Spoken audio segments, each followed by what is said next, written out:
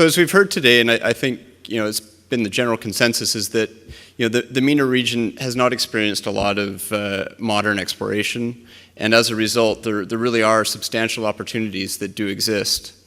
However, when you get into areas that haven't received a lot of exploration, the techniques that you need to use to explore and to find potential deposits that can turn into significant mines are a bit different from elsewhere in the world, where you are building on a fair bit of historical work. Of course, when you're moving into areas that have received very little attention, it's a high risk, high reward exercise, and it can be very costly unless you're using proprietary or advanced techniques that are well suited to reconnaissance exploration. And very few companies have the techniques and also the desire to undertake this sort of work. From our side, from Cantex and Metalex, two public companies that are kind of sister companies with both Chuck Fipke and myself involved with them, it's something that we do, and we do well. And as such, we've really taken on vast tracts of land around the world, but for today's talk, we'll discuss two projects in particular in the MENA region. The first one's with Cantex. Cantex really was formed around this project in the northwestern portion of Yemen. We went in 1996 and acquired an exploration license which covered around 55,000 square kilometers. So it really is a huge area. And what we did to evaluate it is we collected around 6,500 heavy mineral samples. And so these are samples that are collected from wadis or stream beds. And our methodology of collecting a heavy mineral sample, which is quite large and is then concentrated down in the labs to produce a very sensitive technique, allows us to really evaluate these large regions relatively cost effectively and also in a time effective manner as well. And so from that initial land position, that's what our reconnaissance sampling program looked like. So each one of those red dots is somebody on the ground out there collecting 12 kilos or 25 pounds of sand that's smaller than 0.85 of a millimeters. And each of those samples are shipped by air back to Canada. And then they're processed for a whole suite of elements. So we're not just specific on a single commodity when we're in an area that we feel has the potential for any one of a number of commodities. So these samples would have been analyzed for gold, for base metals, a full suite of elements. And from that initial work, several advanced projects were generated from that. Two that we'll discuss in particular in this talk are the Al-Hera gold deposit, which is up through here, and then also the Suwar, which is a massive sulfide deposit which has nickel, copper, and cobalt in it. Those two project areas are currently our most advanced, and I'll run you through quickly what we've done there. Starting with the gold deposit, Al-Hera. Once again, we generated these projects in an area that had very little, if any, historic exploration. And after our geochemical survey, we of course go back and follow up until we can get it down to, say, a small portion of the watershed where we can identify the anomalies coming from. And then it's classic geology: get in and start prospecting, see if we can trace up the source of the anomaly on the ground, and then move into soil sampling, trenching, and then on to drilling and geophysics to try and identify the size and scope of the mineralization. Al-Hera is turning out to be a fairly significant deposit. It has a strike length of close to 4 kilometers, and that 4-kilometer strike length contains about 2 50-meter wide zones, and they extend to great depth. Their deepest holes go down to about 200 meters, and they're bottoming in mineralization, so there's substantial potential there. The dots on the map here portray the most recent round of drill testing that's going on. We have about a 160-hole program that's underway at the moment. And once that drill program's complete, at least for the left-hand side of the figure there, we'll be working towards a pre-feasibility study on that. Preliminary indications are suggesting that Al-Hera is a multi-million ounce deposit, depending on if you want to move beyond that kind of 1 kilometer area on the left-hand side that we're obviously focused on the drilling and extending it further out along strike. It has a significant upside beyond a couple of million ounces. So it does have the potential to grow. It is relatively low grade at kind of 1.6 grams per ton, but it seems to be amenable to potentially heap leaching, and early indications are that it has a chance at being economic. Some of the drill results that are coming back, although we do average around 1.5, 1.6 grams, we do get some significant widths. These are some of our most recent results that have come back from our drilling. You can see that we've got some substantial thicknesses and grades, ranging from 47 meters of 3 grams to 73 of 2, and individual holes thereafter that 39 meters of 3 grams and plus another 36 of 5. So some really classy numbers that are coming out of that project, competitive really with most significant gold projects anywhere in the world. Moving on to the next project in Yemen. This is once again another project that was generated as a result of our reconnaissance program.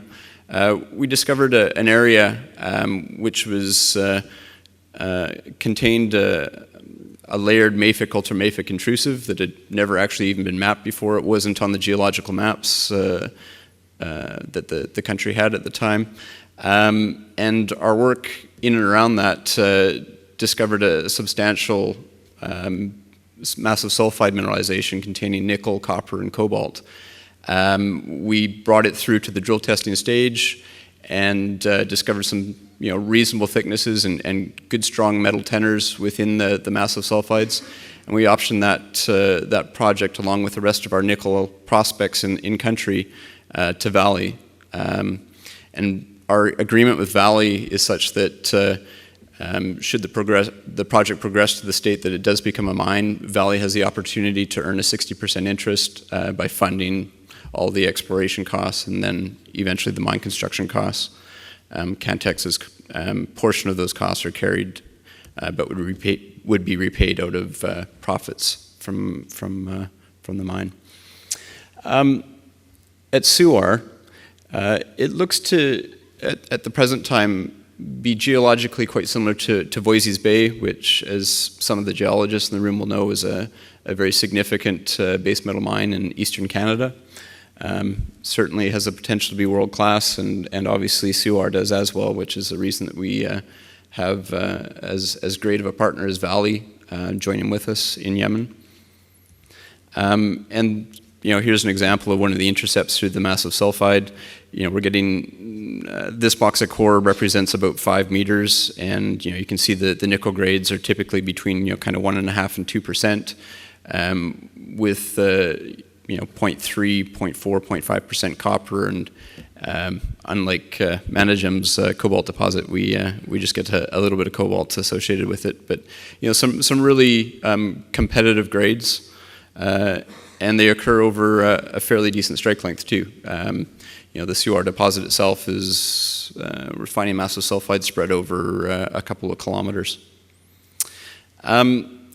Within our other company, which is called Metalex, once again another public company listed on the Venture Exchange in Canada, we've got what we feel to be a really exciting project in Morocco. And similar to Yemen, we viewed southern Morocco as an area that had great geologic potential, but had received very little to no exploration historically. And with Diamet, as Elena had alluded to, which was the previous company that Chuck ran and I worked for, we'd actually backtracked diamonds and diamond indicator minerals up to the southern border of Morocco. And at that time, unfortunately, we weren't able to be granted an exploration license over the area, and we watched the area for years and years and years until the area did come open, and we were one of a number of companies that went to apply for that. And based on our work that we'd done up to the border, we felt that there was significant diamond potential there, so we were really excited to apply for the ground. And one of the reasons beyond that we were particularly excited about it was that it's probably one of the only areas in the world that's underlain by Archean rocks that's never been explored. And for those that aren't geologists, the significance of the fact that it's underlain by Archean rocks is that all of the world's kimberlite diamond mines, so all the diamond mines, the hard rock source diamond mines in the world are found in Archean rocks. Most of the world's large gold mines, once again, found in Archean rocks, and there's also significant base metal mines that are located in Archean terrains as well. And so we went in and acquired, once again, a large land package, around 25,000 square kilometers, and that was through a joint venture arrangement with the government of Morocco. This is our current land package displayed on the map here. By means of scale, for those that can't see it in the back, the scale bar at the bottom is 150 kilometers long. So we're not dealing with a small postage stamp. We have a huge land position that we feel is highly prospective, and we're aggressively pursuing our exploration on that in joint venture with Onum at the moment. We're in a great neighborhood. South of us, Kinross recently purchased the Tasiast mine from Redback for a little over $7 billion. And that deposit currently looks to contain about 20 million ounces, and I think there's significant upside there.